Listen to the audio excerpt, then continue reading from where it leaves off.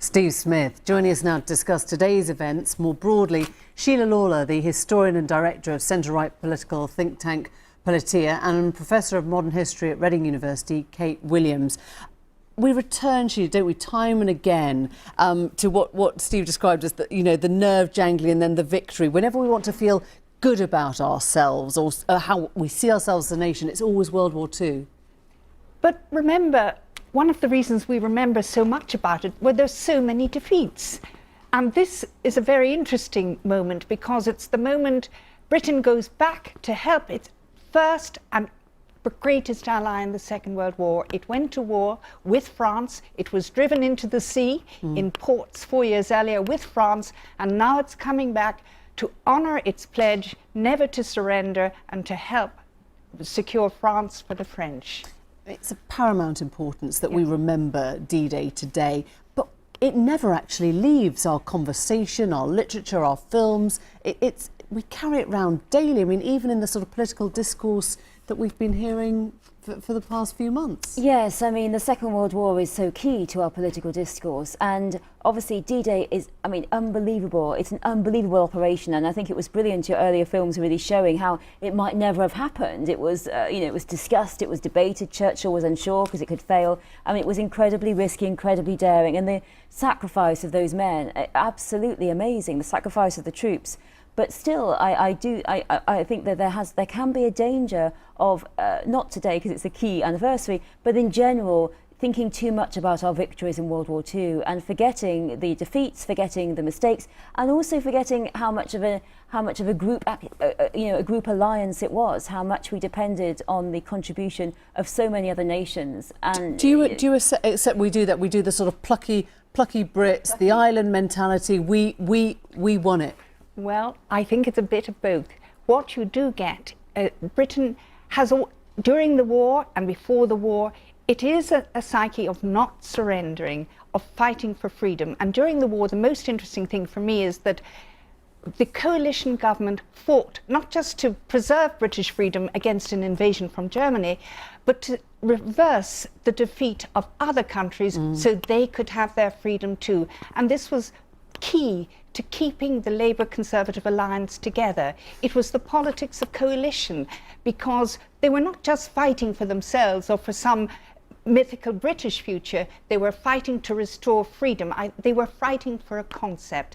And in a sense, it's that concept that continues after the war, and indeed on which Churchill built the rhetoric of the war, fighting for freedom, particularly, I would say, Emily, in defeat, not victory, because in defeat they would never surrender.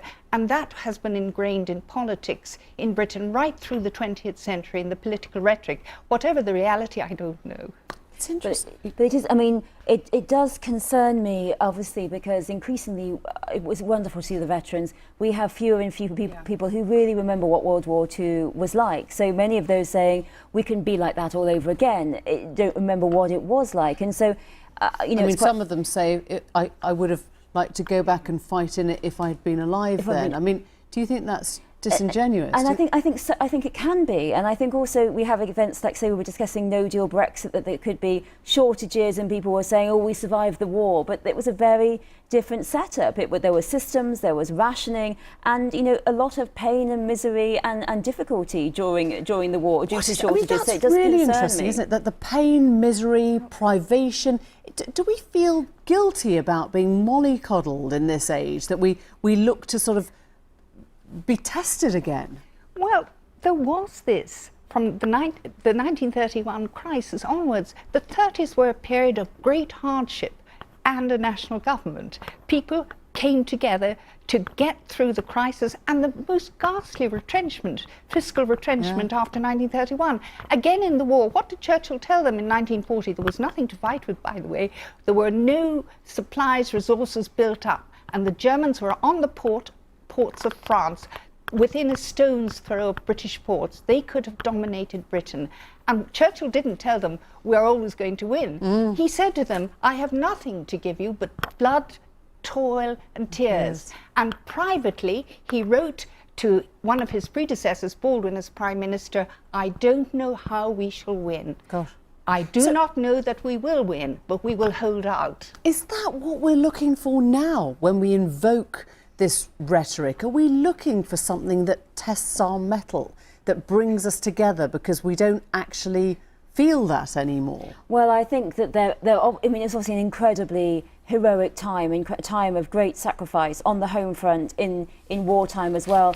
But it has been, to a degree, we have seen romanticisation of the World War II period. Worryingly or understandably? I think understandably, but I think it can go too far. We have too many Hollywood movies. You were talking about the cartoons, and I think the propaganda, which about say saving money on the home front, which is rather beautiful propaganda, has become rather romanticised, and we forget about the horrors of the Blitz and the horrors of what the population going through. And I think we forget about how much the importance of, say, Russia was to our endeavours. That it was, the World War II was a group endeavour, and we couldn't stand alone then, and that's the difficult question. I think thinking we can stand alone now, but we didn't stand alone then. So that's the dichotomy. Thank you both very much indeed. Thank you.